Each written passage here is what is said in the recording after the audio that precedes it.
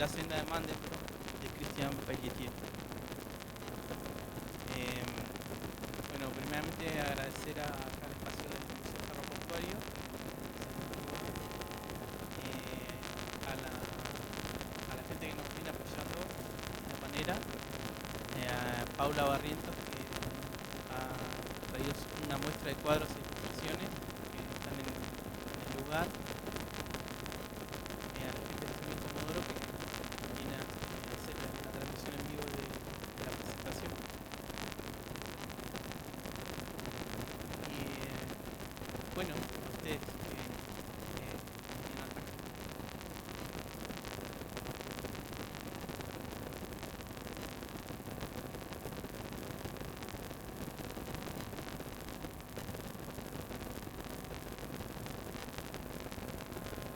Voy a leer algo. Y esto como para que se enfríe y algo así.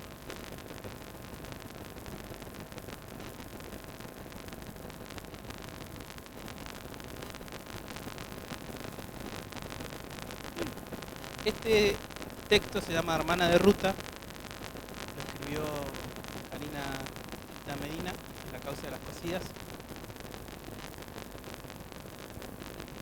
Dice, hermana de Ruta.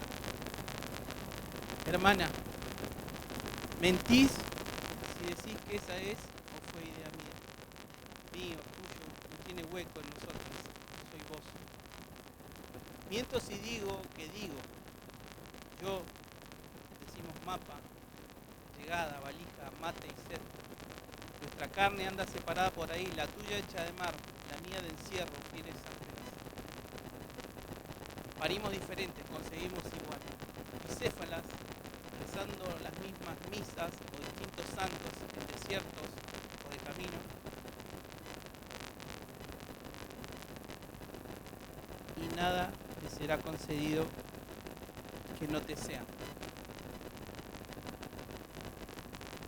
Que esto de escribir, ¿no? Y las charlas que se nos han dado, y decir esto, que ponerle una forma, qué es poesía, qué es narrativa, esto,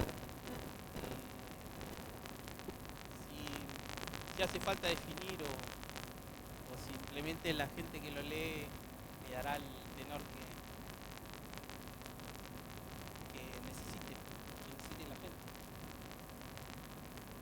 Si la obra está conclusa al momento en que uno decide publicarla, o si la obra sigue cuando las personas la toman y la vuelven a resignificar, ¿no? Leyéndola desde su paisaje, como me gusta decir, su mundo, su historia. Bueno, por ahí pienso eso hoy, ahora, y vamos a ver cómo seguimos. Empezamos con Cristian. ¿Sí? Cristian Pelletieri, un aplauso por favor.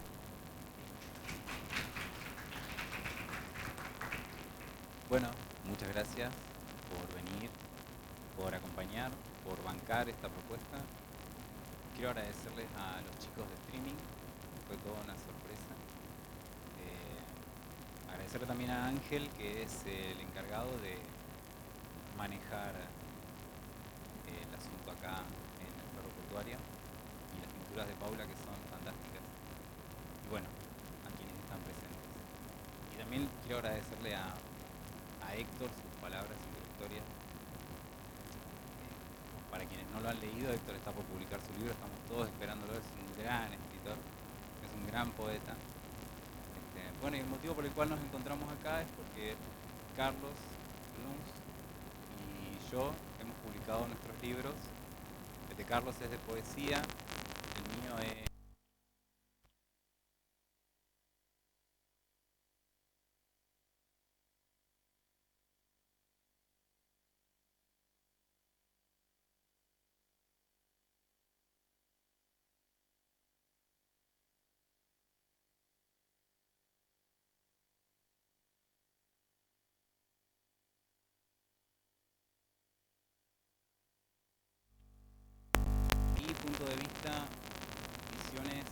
de la obra de Carlos y será bastante, pero humilde con mi obra. Bondadoso. El libro de Carlos. Personas, lugares y otros mundos de barro y piedra. Es un libro muy interesante. Yo me reservé algunas opiniones por fuera de nuestras conversaciones. Sí. Pero no te salvarás de que diga acá. Yo no sé si Carlos estará de acuerdo, pero yo considero el libro de él como un libro transicional. Es un libro que abarca muchas ópticas. Bueno, creo que uno, por más que lo intente, nunca puede escapar del yo, del mundo en el que escribe. Y entonces yo siento que el libro de Carlos comparte las visiones del hombre que es, intentando rescatar algo del niño que fue. Ya la visión del adulto es una visión quizá un poco bastante más rota, quizá más herida, más curtida, como se diría. Mientras que la del niño, Carlos nos permite leer en algunos de sus poemas la pérdida del niño, la pérdida del miedo. Sí, la pérdida del miedo sería ante todo.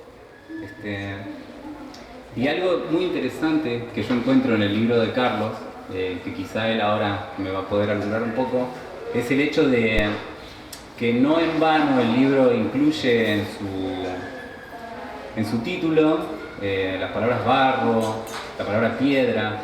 Yo lo percibo como un libro muy material, muy tangible en ese aspecto, ya que el personaje constantemente está valiéndose de sus sentidos para poder tocar, para poder acariciar las cosas, y de pronto encuentro una piedra que es arrojada, pero él dice que el sentimiento es la piedra arrojada. Y a mí se me ocurría pensar un poco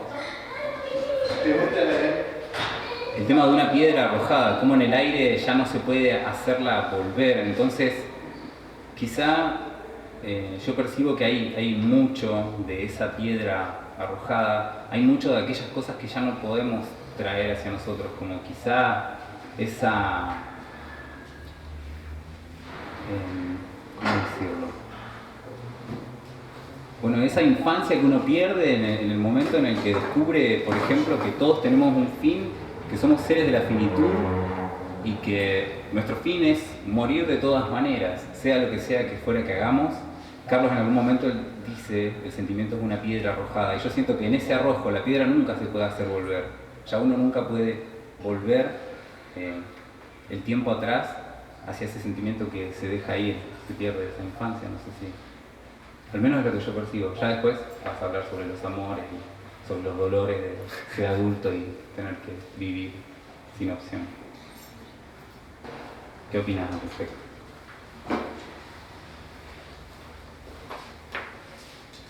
Bueno, ante todo, buenas tardes, bienvenido, muchas gracias por estar aquí. Sí, como decís, hay distintas transiciones del libro. Hay una mirada de adulto que quiere recuperar la mirada de asombro del niño, más que al niño, y hay una mirada del niño que rechaza las transgresiones del adulto.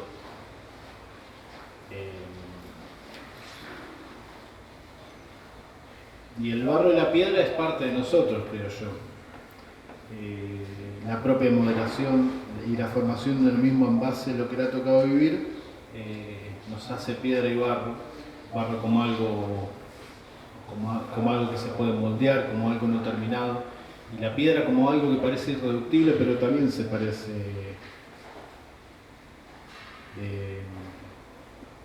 a algo que se puede romper, tal vez.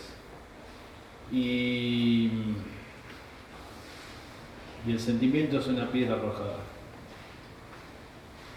No se puede volver del sentimiento tampoco. No se puede volver al sentimiento. Algo tenemos que hacer con el sentimiento. Y bueno, Pero no solamente está mi libro, sino que está tu libro también, Cristian. La senda de Mandelbrot. Cristian llegó a casa, un día nos conocimos ahí y nos pusimos a charlar y fue un descubrimiento para mí. Fue un descubrimiento de la persona y un descubrimiento de la obra, a la cual leí después. En los textos del libro, de la senda de Mandelbrot, del libro de Cristian, los personajes van hacia un futuro que parece insoslayable, irreductible y que los traga como un agujero negro.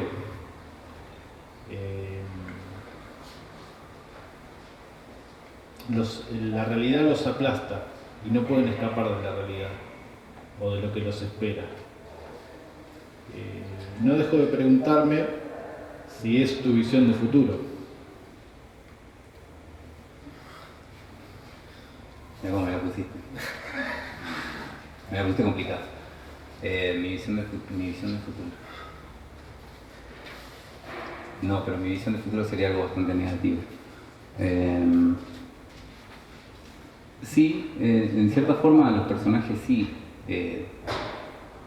No son personajes que conozcan su destino, son personajes que son bastante conscientes de que son un algo, porque están constantemente pensándose, están constantemente cuestionando su entorno, y yo creo que quizá todo el libro, y más allá de que sean 3 relatos, cada uno independiente, quizá la unidad del libro o todo el libro simplemente lo que quiere hacer es una cosa, es que los personajes en sí constantemente estén buscando como deshilachar el ovillo de la vida.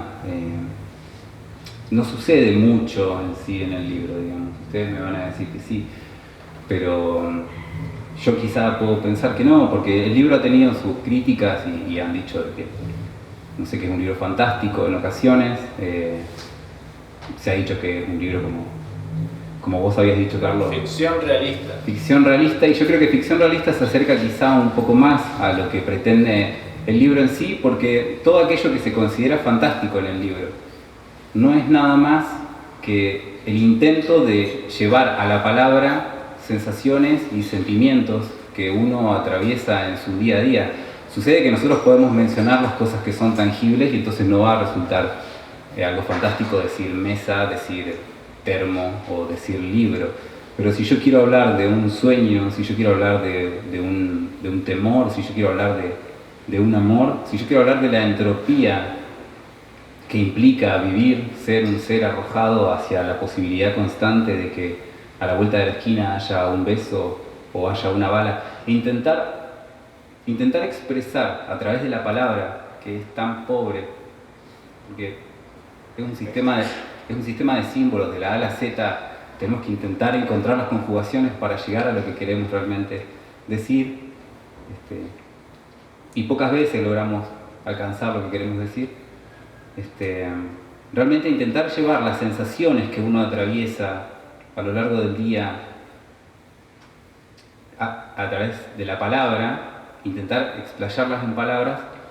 Lo que termina sucediendo es que parece que hubieran un montón de situaciones que son fantásticas, cuando en realidad no lo son. Quizás un hombre con temor, nosotros lo vemos, no percibimos su temor, pero si él pretende explicarnos su temor, vamos a encontrar ahí una situación fantástica, gigante y plagada de palabras que van a intentar acariciar la posibilidad de acercarse a esa imagen que se teme. Entonces, bueno, yo creo que el libro sí puede ser un realismo ficcionado, y no tanto un libro fantástico. Y ahora yo te quiero hacer una pregunta a vos. Quiero que me comentes respecto de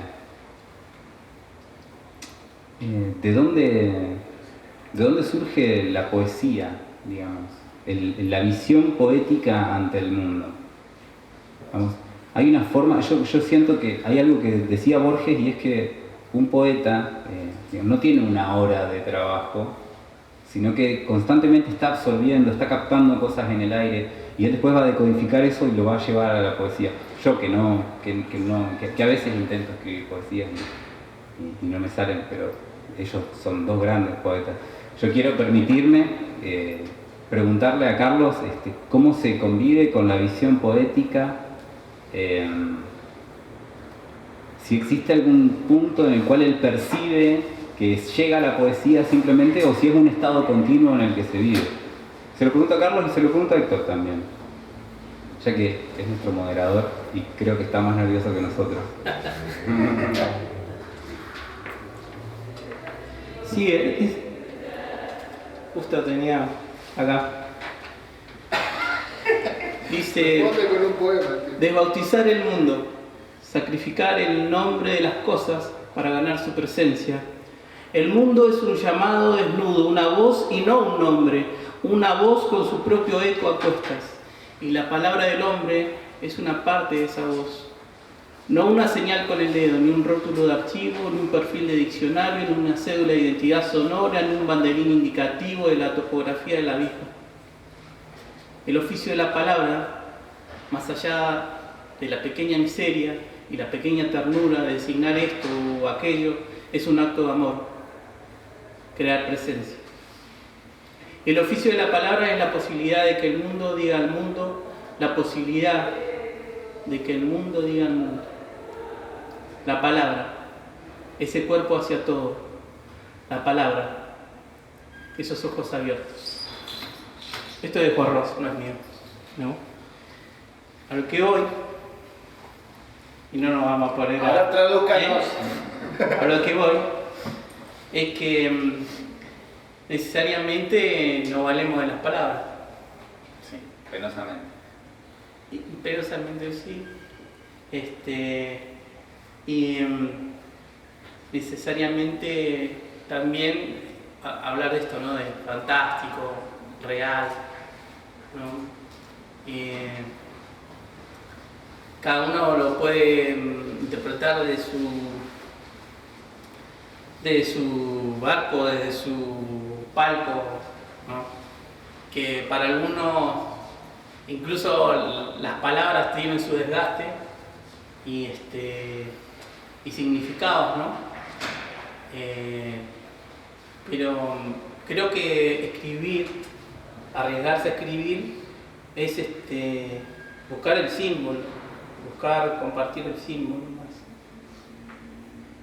Porque si yo escribo amor, para uno significará una cosa, para otro significará otra, ¿no? Pero el tema es qué uno quiere decir y en qué momento lo dice, ¿no? Porque bueno, somos esclavos también del tiempo, que ese es otro tema, ¿no? Que también está en cada uno de los textos de los acá presentes. ¿Vos conocés la obra de ambos? Sí, ponen. Y Tu interpretación. a lo que voy es esto, que si bien pareciera que habláramos de cosas distintas, tenemos más cosas en común que nada. La circularidad, no solo del decir, ¿no? Del ritmo, sino también de estos significados. Y si bien como arrancaba ahí hablando esto, ¿no? De que cada uno le da el mote o la categoría de narrativa, de poesía, yo creo que esto es un gran caldo de símbolos, ¿no? Y no es casualidad tampoco que ustedes justo hoy presenten sus libros. No es casualidad.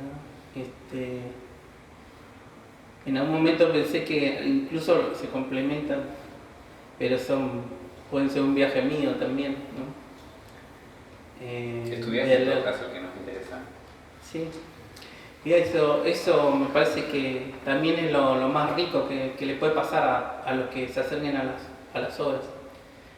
Que encuentren esos ritmos y esos sabores.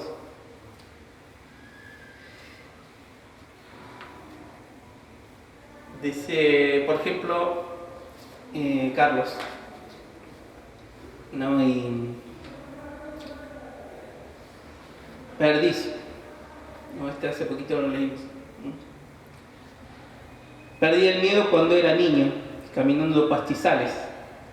El susto de una perdiz voló corto y se fue a esconder a otro miedo. Mi susto duró el vuelo de la perdiz. El miedo quedó escondido en el pastizal del niño.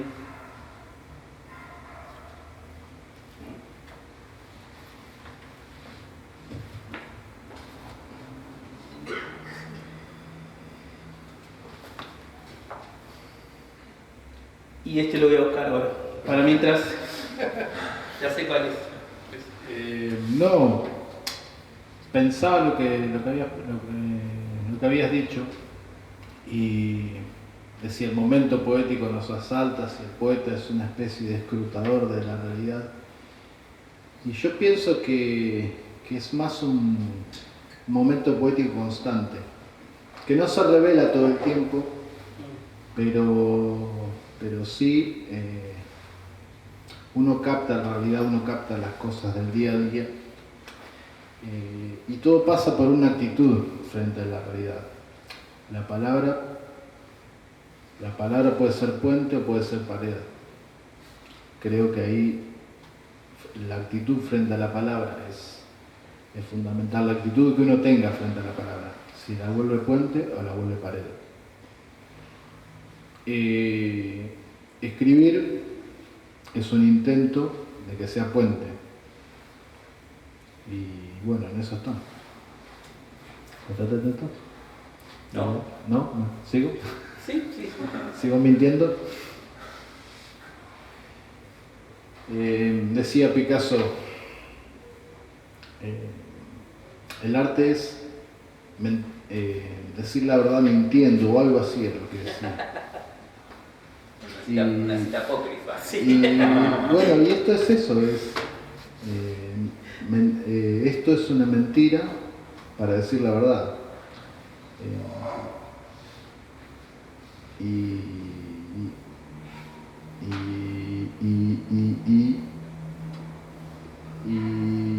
eso era parte de una pregunta que te quería hacer, Cristian. Porque una mentira también puede ser un sueño, y vos hablás en uno de tus textos de que la realidad, de que el universo es el sueño de un Dios. Vos vendrías a ser el Dios de tus textos. Vos decís qué palabra va, cuál no, cómo termina una historia, cómo se desarrolla, cómo concluye. Mi pregunta es, ¿con qué sueña ese Dios que escribe?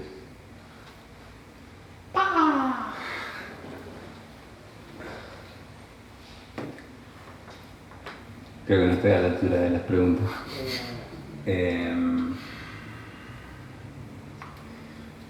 Ante todo, ¿con qué sueña el Dios que escribe? Mira, no me podría poner a la altura de un Dios.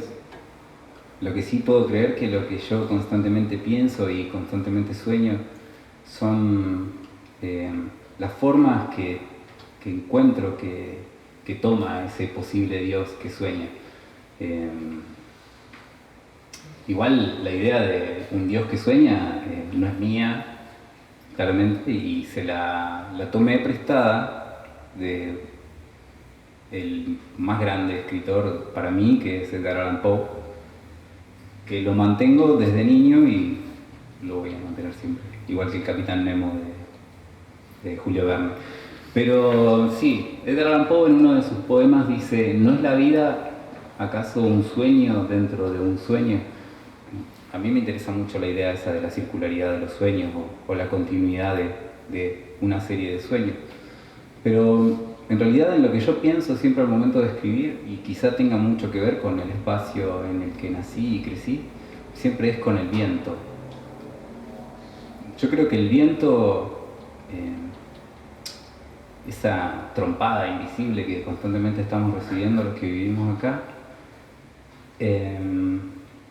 no la vemos, pero la percibimos y podemos notar su obra, y su obra nos deja ver el tiempo también, la posibilidad del tiempo, cómo sigue pasando y va erosionando y va modificando las costas, las caletas, va modificando las restingas, va tragando tierra, va alisando rocas.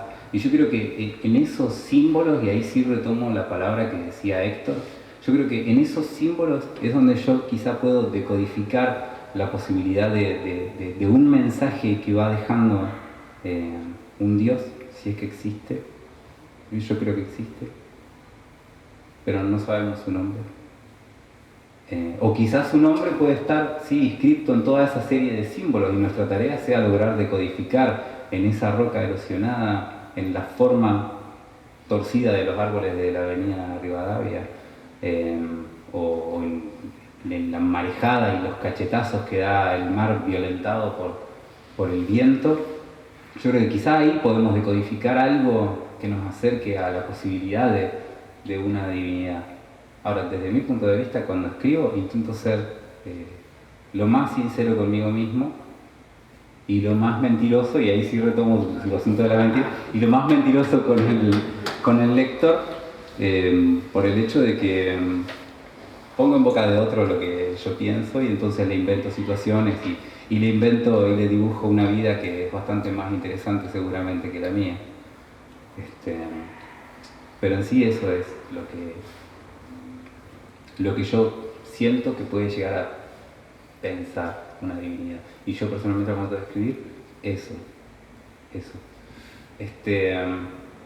Yo quisiera saber de tu libro si es intencional el hecho de que yo lo perciba como un libro transicional, digamos, un libro que está escrito desde el hombre adulto, atravesado por la vida y por los vaivenes de la adultez, pero intentando como captar la visión de niño, intentando captar a la madre, intentando captar quizá una casa que se cae, con todos los símbolos que lo que yo te estoy diciendo es esto. Con todos los símbolos de que una casa se te cayendo. Yo quiero saber si realmente existe la idea de que el libro sea una especie de... que esa sea la línea que una a todos los poemas, o si es una cosa mía. No. Soy mediador porque estoy en el medio. Tu tarea, Héctor, es pasar el micrófono. No, por supuesto que no es intencional. Sale así. Quizás al momento de escribir aparece esa cuestión de la que hablaba recién, ¿no? de tratar de recuperar la mirada de asombro de la cual tenemos cuando somos niños, y esa es la mirada tal vez poética más profunda a la que puedo acceder. Y al adulto le pasan cosas como nos pasan a todos. Eso es lo que yo trato de poner en palabras, como tratan muchos.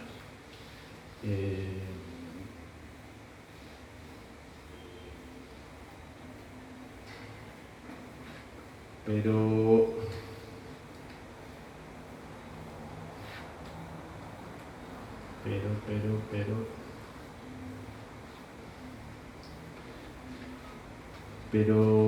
lo cotidiano es un instante, es solo lo que tenemos, lo que poseemos. El pasado es lo que recordamos que fue. Solo existe en nuestras mentes, o lo que queda, las secuelas que nos dejó. Entonces, el futuro es todo lo que guarda el imaginario de lo que va a ser: miedo, esperanza, deseo, desazón. La realidad puede ser un puñetazo como el del viento, y nunca estamos preparados para eso. Entonces ahí la mirada de asombro, ahí la mirada del niño. Yo quería... Bueno, vos, Héctor, me robaste la idea de leer Perdiz porque lo quería leer yo. ¿Y volver a leer? Lo volvemos a leer.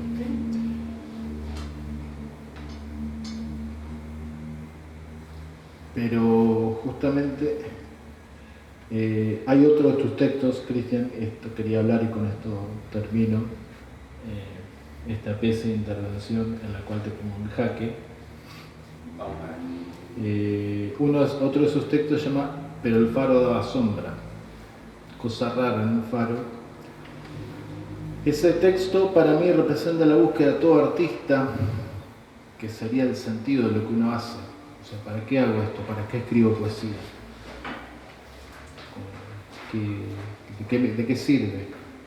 ¿Tiene alguna utilidad? Bueno, entonces mi pregunta es, ¿cuál crees vos, si lo tiene, o cuál querés que sea el sentido de tu escritura?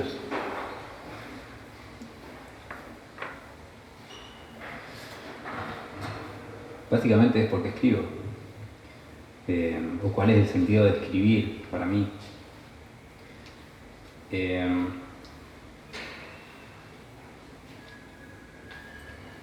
Mira, yo creo que hay como una cuestión de química en el hecho de escribir. Y digo química con todo el respeto de lo que esa palabra define. Digo, tenemos una científica y no quiero caer en... Pero me refiero a reacción química. Digo, hay muchas cosas que yo no entiendo, pero eso es por ser, como diría Nietzsche, demasiado humano. Ahora, yo creo que el hecho de no comprender muchísimas cosas y encima, ser un tipo jodido que no puede quedarse con las cosas como te dicen que son, las cosas como son dadas, es que me decido a escribir. Y yo me decido a escribir, igual es un poco mentiroso, porque la escritura es casi como una imposición. Todos tenemos alguna forma de volver la vida quizá más llevadera o de justificarnos ante el tiempo que sigue pasando, y entonces alguna justificación tenemos que darle a esa situación. Y yo creo que la reacción química se da en que en el momento en el cual yo estoy escribiendo, quizá esa palabra que yo estoy escribiendo ahí para mí tiene un sentido, y en el momento en el que la palabra queda depositada en esa hoja, hace como una especie de reacción química con la hoja y me devuelve a mí un sentido que probablemente sea efímero y probablemente desaparezca al poco tiempo, digamos, cuando lo vuelva o cambie, ¿sí? O cuando lo vuelva a releer. Recién cuando todo esto comenzó y Héctor hablaba, ¿no?, sobre el texto terminado y demás, bueno, yo no creo que los textos nunca se terminen, ni siquiera cuando están publicados. Creo que hay como un abandono que es necesario, que hacemos de los textos, decidimos dejarlos huérfanos, decidimos terminar de seguir editándolos, porque como constantemente los sentidos se van a resignificar, nosotros constantemente estaríamos... Y por ahí no es uno que lo termina, sino quien lo lee lo termina. También es una posibilidad, sí. Ahora, habría que cuestionarse si es que uno escribe pensando en la posibilidad de un lector. Yo en realidad escribo para poder encontrar en esa reacción química, como lo estoy definiendo, para poder encontrar en esa reacción química algo que me devuelva a mí un sentido nuevo que yo descubra a través de eso, que quizá no entiendo en las palabras que tengo en mi mente y en la forma que tengo de desarrollarlas al momento de leerlas, dejar de cantar el texto en sí. Entonces al momento de encararlo y releerlo, encontrar un sentido y que me sorprenda. Ya esa situación para mí ya es fantástica. Publicar quizá es algo secundario, pero el acto de escribir, que aparte es una imposición, porque cuando uno no escribe y pasan varios días y no está escribiendo, es como escribí, viene el pajarito y solicita que se le preste atención. Pero yo creo que ese es el motivo por el cual escribo. Yo escribo porque a través del resultado del hecho de escribir, al momento de leer yo lo que escribí, encuentro alguna especie de sentido. Por supuesto, un sentido vago y efímero. Pero válido para vos. Válido en un plazo medianamente corto. Ojalá cuando sea adulto pueda leer algo que haya escrito y diga, bueno, esto sigue teniendo algún sentido. Cosa que no creo, porque muchas cosas de cuando era niño no tienen sentido ahora, y muchas cosas que no existían en su momento hoy en día son un combustible de vida importantísimo. Leamos un poco. Sí.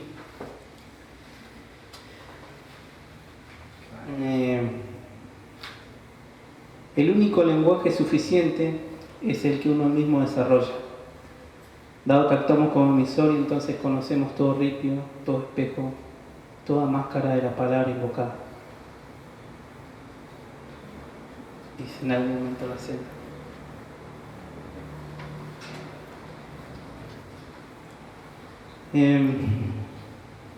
Este lo voy a guardar, entonces sigan, lean ustedes un poquito más. Celular. Lo voy a guardar después. Ese celular tiene toda la data.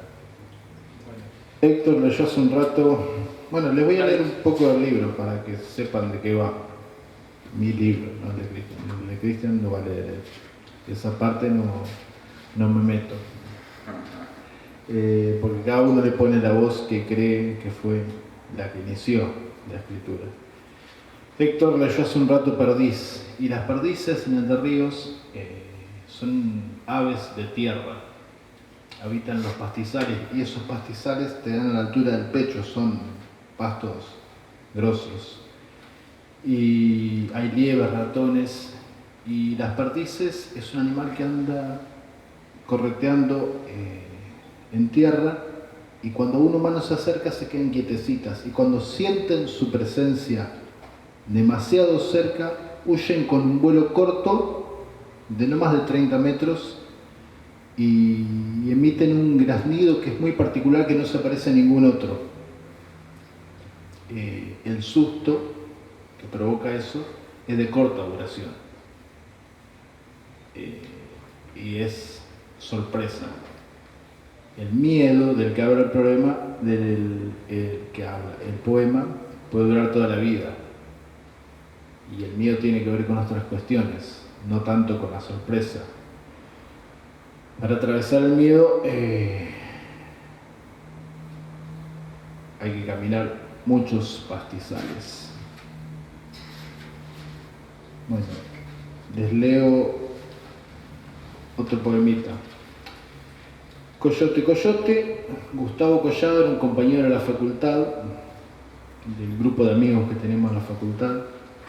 Estaba muy enfermo, tuvo una enfermedad de esas trágicas que te llevan la vida y justamente murió a partir de esa enfermedad.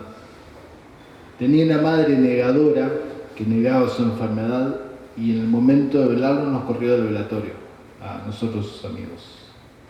Este poema es recordando ese momento. Ni el colchón que retiró tu madre, ni el elástico de tu cama tan rota que tu cuerpo tendido tenía que unirla, ni las venas de tu habitación carcomidas desde dentro pudieron resistir tanta vida desbordando de tus ojos despeinados. Aún recuerdo la muerte irse como pidiendo disculpas.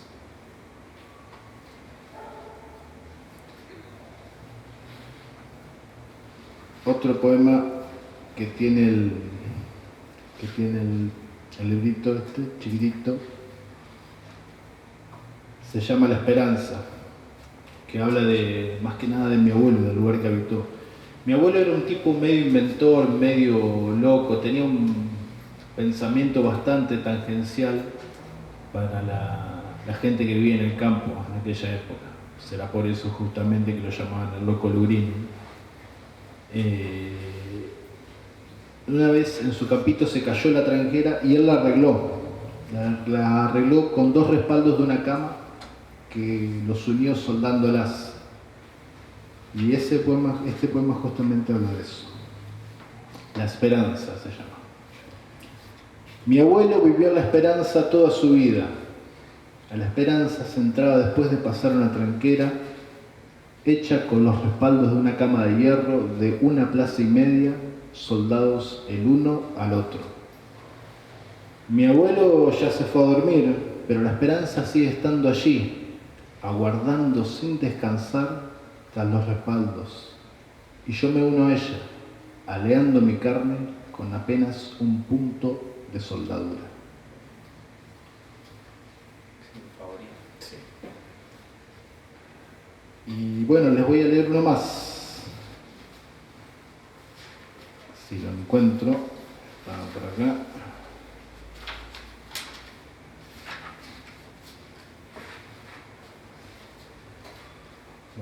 No lo estaría encontrando.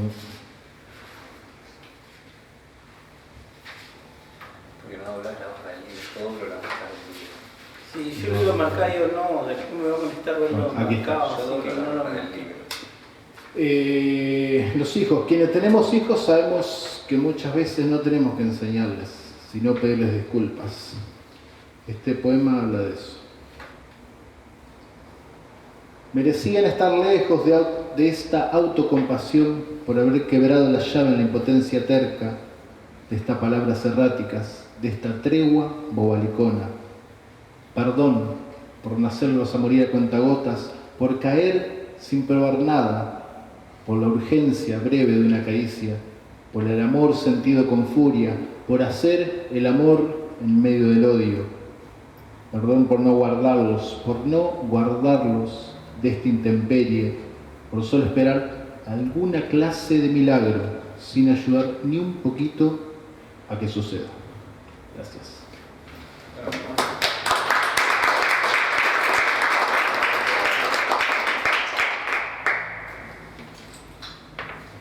Yo tengo unos pedacitos, pero... Bueno, yo les voy a compartir un fragmento de un relato. Como les dije, mi libro está compuesto de 3 relatos. Quizá la voz de los relatos sea la unidad que tienen. Hay 2 relatos que suceden acá, geográficamente acá. Uno de ellos es el que le da título al libro, que se llama La senda de Mandelbrot, que sucede en lo que sería un rancho, en el patio trasero de un rancho que queda campo adentro por Bahía Solano. Acontece el descubrimiento de una senda bastante extraña. Y entonces ahí sucede el primer relato. El segundo relato, que se titula Pero el faro daba sombra, también tiene lugar principalmente en kilómetro 5 y una casa que existe en realidad, pero igual yo la dibujé un poco, cerca de la usina de kilómetro 5. Ya el tercer relato sucede en otros lugares. Yo voy a apoyar el micrófono acá porque no tengo la destreza que tienen ustedes de agarrar el libro y el micrófono a la vez. Y yo creo que voy a escoger un fragmento del segundo relato del libro, el que se llama Pero el faro daba sombra.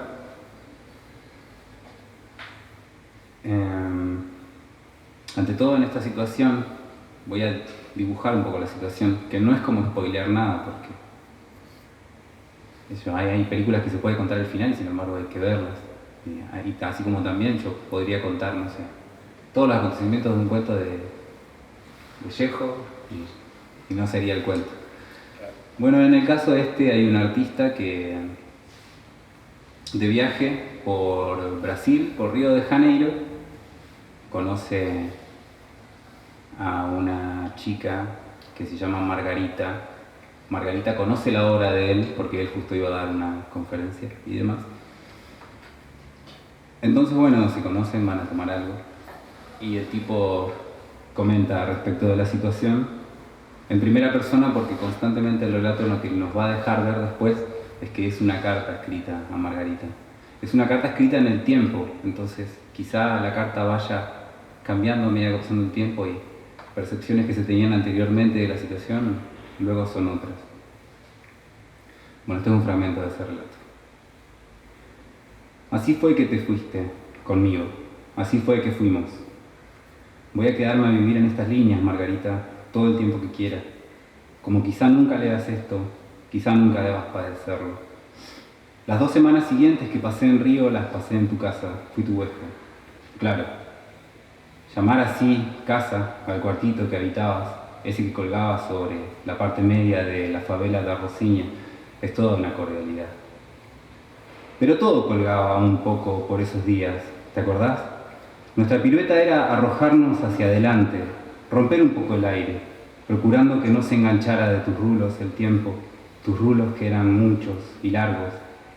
2 semanas de trepar acantilados, eso fue lo que vivimos, sabiendo que no pendíamos de un hilo, no lo hacíamos, no, porque no existía hilo ni cima capaz de sujetarnos para no caer en los abismos.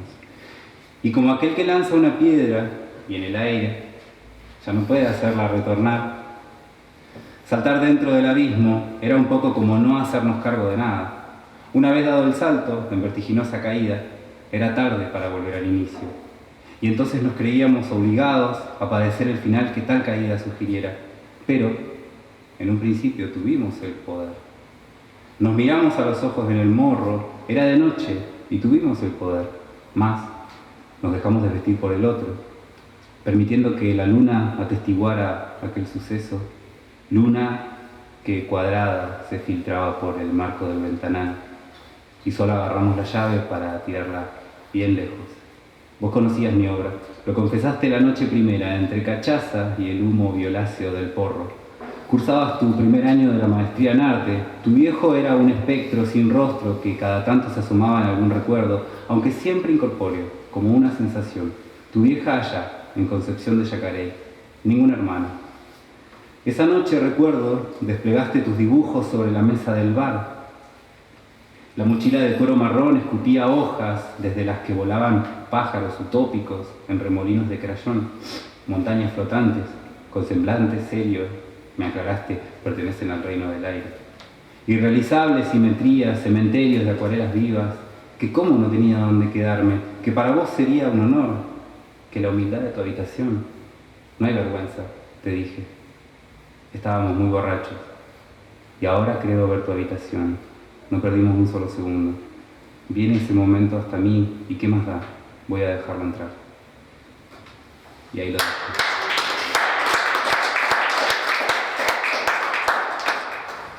Permiso. Adelante.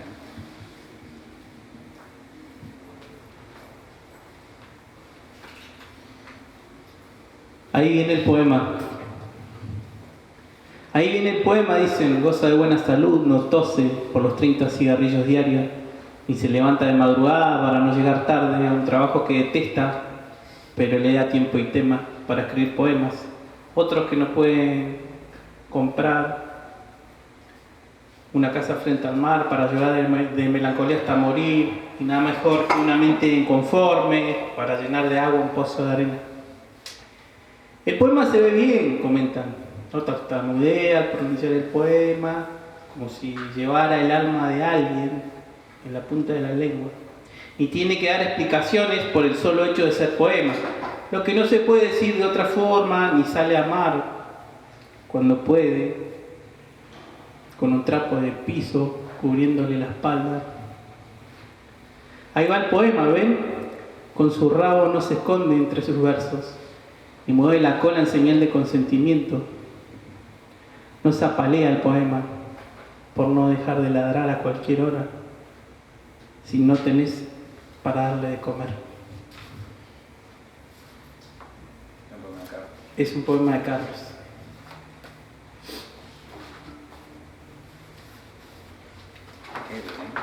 No. No. Te lo vamos a tener igual. Ahí va. Pero justo tengo ese lado. Dice: amamos lo perdido. Hasta el día de hoy solo amamos a aquellos que fue antes de convertirse en la masa detestable que nos atravesó, agujereando el cuero y el corazón. Nunca encontré ese mensaje entre las piedras, Margarita. Quizá buscándolo nunca lo busqué realmente. Y cachear entre la roca era como caminar en círculos hasta mí, perderme en una actividad posiblemente infinita para no ver que te perdía. Quizás llenándote la vida con proyectos inacabados, pinturas y esculturas de mi hacer, era un poco también como no querer aceptar que no podría ser la ola que a mi alrededor se entubaba,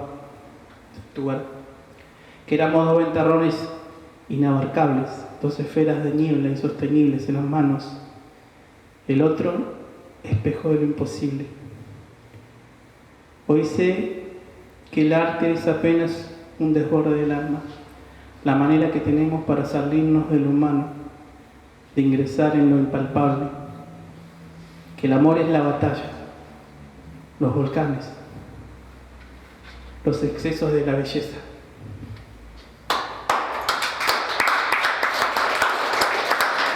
Esto es de Cristian, ¿no? Y bueno, y para cerrar, quiero hablar un poco de esto con un texto que no es mío. Dice: en mi oficio o arte sombrío, de Dylan Thomas. ejercido en la noche silenciosa, cuando solo la nube se enfurece y los amantes yacen en el lecho con todas sus tristezas en los brazos, junto a la luz que canta: yo trabajo, no por ambición, ni por el pan, ni por ostentación, ni por el tráfico de encantos en escenarios de marfil, sino por ese mínimo salario de sus más escondidos corazones. No para el hombre altivo que se aparta de la luna colérica, escribo yo estas páginas de efímeras espumas, ni para los muertos encumbrados entre sus salmos y ruiseñores, sino para los amantes, para sus brazos que rodean las penas de los siglos, que no pagan con salarios ni elogios y no hacen caso alguno de mi oficio o mi arte. Este de Dylan Thomas. Quiero un libro de Dylan Thomas. Quiero un libro de Dylan Thomas también. Bueno, hay gente que apuesta a escribir y le dedica más allá del tiempo la vida a esto. Y bueno, acá hay dos personas, mi más grande admiración, que han logrado estos tremendos y bellos productos. Esto no nos da de vivir, esto nos hace vivir. Nos hace vivir. Por eso no escribimos más que para esta gente, ¿no? Que sabe y disfruta de esta pequeña pausa. Bueno, por allá ahí están los libritos, después se pueden encontrar con ellos. Sí, pueden encontrarse. Y bueno, agradezco a todos los que vinieron. Me gustaría, igual que antes de cerrar, que si alguno quiere hacer una pregunta a alguno de los muchachos. Estamos a tiempo todavía, ¿no? ¿Cómo estamos a tiempo? ¿Bien? Sí. Si alguno quiere hacer una pregunta, quiere acercarse. El ofrecimiento de pregunta es formal, no queremos responder ninguna pregunta. No, no era formalismo. No, sí. Yo quedé intrigada con el tema de la casa de tu relato, porque yo vivo en kilómetro 5 cerca de la usina. Así que me gustaría saber cuál es la casa. Cuando yo era niño, bueno, mi hermana no me deja mentir porque está acá en la primera fila. Cuando yo era niño salíamos muchas veces de paseo los domingos con mis padres en un auto. No recuerdo si era un Tau, un grandote, blanco, negro, no me acuerdo la marca. Claro, era una forma que los que vivimos en Comodoro sabemos que es la forma. Quizá los domingos con el ventarrón y los niños en la casa hay que encontrar alguna manera de que se diviertan. Entonces salíamos todos en el auto y se preparaba el equipo de mate, bla bla bla, a dar vueltas. La vuelta muchas veces era de la Alsina a la Costanera, volver, bajar de nuevo. En aquella época estaba Vito y entonces era un helado ahí o lo que fuere. Y en otras ocasiones simplemente era bordear las costas y los barrios y parar a tomar mate por ahí. Siempre indoor, porque afuera estaba el viento y la piña del viento. Entonces yo recuerdo de niño, siempre me quedó grabada una casa que está la usina. Frente a la usina hay un cerro recortado. Sobre ese cerro hay una casa.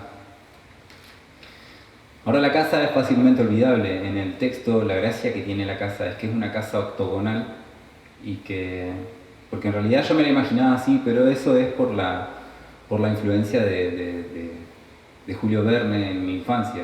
Después de las 20.000 leguas de viaje submarino, Anteojito en su colección de libros chiquitos siguió sacando libros de Julio Verne, entonces yo los leí todo y uno de esos era El faro del fin del mundo. Y en El faro del fin del mundo todo sucedía en El faro del fin del mundo original, no el de Ushuaia, sino uno que está más abajo en la isla de los Estados, que es un faro octogonal, pequeño, como una casa. Entonces, bueno... El faro de Luis Piedrabuena. ¿Así se llamaba? ¿No? ¿No lo puso Luis Piedrabuena ese? No. Entonces, bueno, mi visión de niño hacía imaginarme de que quizá el faro del fin del mundo fuera igual a esa casa. Entonces, bueno, yo como uno cuando escribe puede poner de pie la estructura que quiera, en mi texto la casa esa es exactamente igual al Faro del Fin del Mundo de Verne. Pero en realidad surge esa casa por eso. Claro que si uno la ve hoy en día es una casa fácilmente olvidable. Pero quedó en mí, por suerte, la visión de niño, que creo que es la única más importante y más digna de ser mencionada. Para beneficio del texto lo que importa es no lo que es la cosa, en este caso la casa, sino lo que para uno representa. Claro, no la cosa, sino la idea de la cosa. Claro. A la hora de escribir. Bueno, estamos terminando, ¿no? Igual el texto se llama Pero el Faro. Pero el Faro daba sombra, se llama el texto. En esa casa transcurre gran parte de la historia y esa supuesta semejanza con el faro transforma la misma casa, termina en un faro. Sí, sí, hay algo de eso. Sí, faros. hay algo de eso. Yo quería preguntar por el tercer relato, Apuntes Polaris, Sí, que sé que es el que más te gusta, es mi preferido, sí. preferido. Y es para mí al menos el más difícil de leer y de interpretar. Y me gustaría saber por qué te gusta tanto y qué quisiste hacer, digamos, con esa manera en la que está escrito tan particular. Apuntes Polaris, a ver, sí, está escrito de una forma particular porque está escrito fragmentado. Son toda una serie de fragmentos. Está escrito fragmentado. El motivo por el cual está escrito fragmentado es porque justamente son apuntes. Ahora, son apuntes que están tomados de diversas lecturas, de diversos pensamientos. La totalidad de esos apuntes, su conjunto, da por resultado un relato, digamos, que tiene un desarrollo, un final y demás.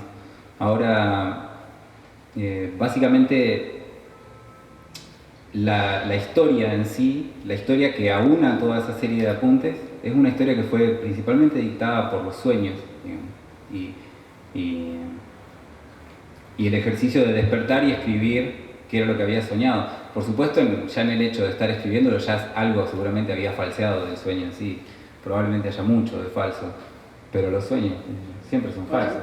Para mí es un mapa ese relato. El relato lo tiene que construir uno a partir del mapa que vos estás trazando.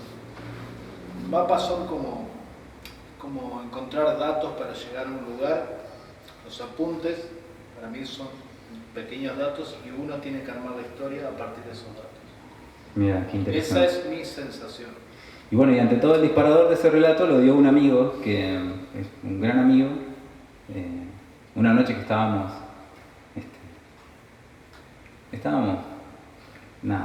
bastante ebrios, y entonces estábamos en la casa de él y él iba a dormir en el piso y yo iba a dormir en su cama, porque yo era el invitado a la casa. No es una situación de almohadonazos y demás, pero una cosa bastante parecida, se revolearse cosas y demás. Y él me dijo algo que a mí me hizo empezar a soñar cosas muy extrañas. Él me dijo, imagínate que yo te mato con esta espada y te mato 3 días después. Entonces yo quedé, digo, ¿qué me quiere decir con eso? Pero él estaba tan ebrio que se durmió automáticamente después de lo que dijo y yo me quedé con eso.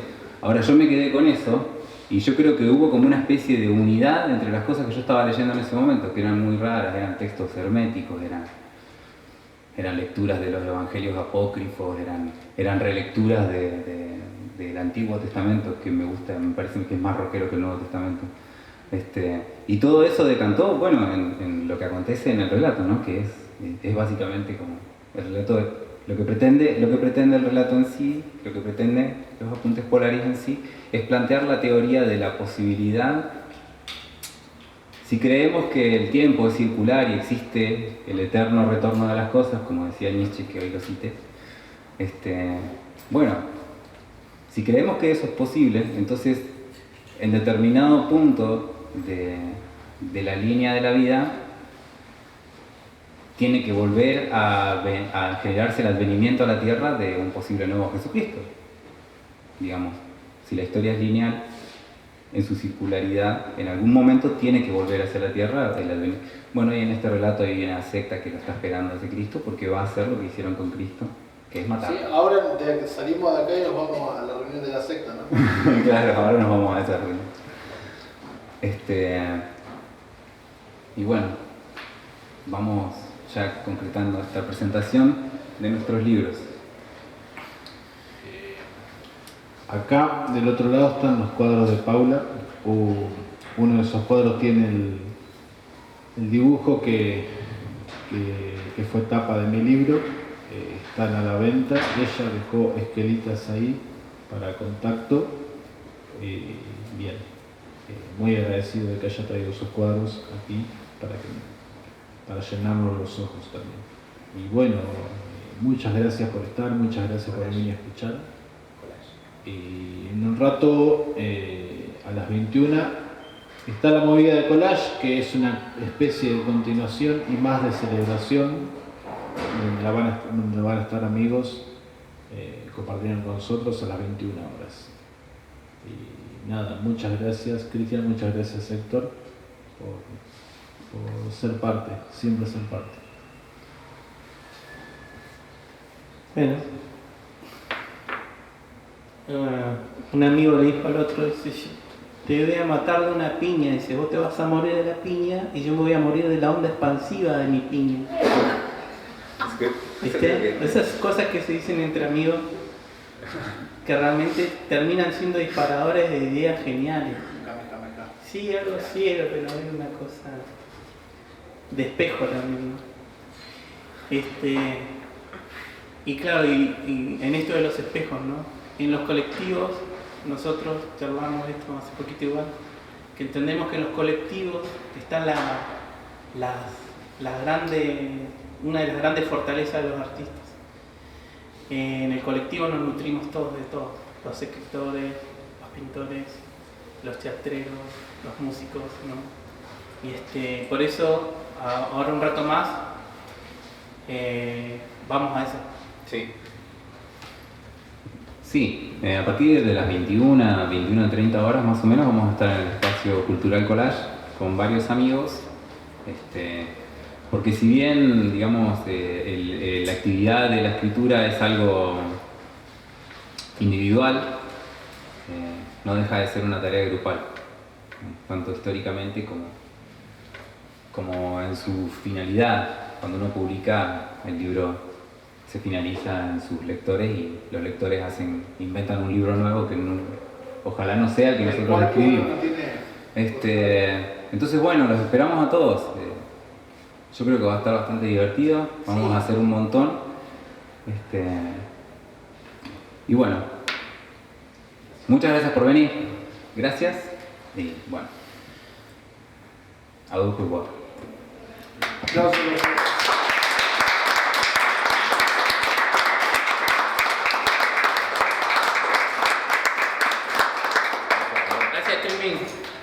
Gracias, gente. Están los libritos a la venta, si alguien quiere adquirirlos. Sí, hay un montón. Hay un montón de libros, sí.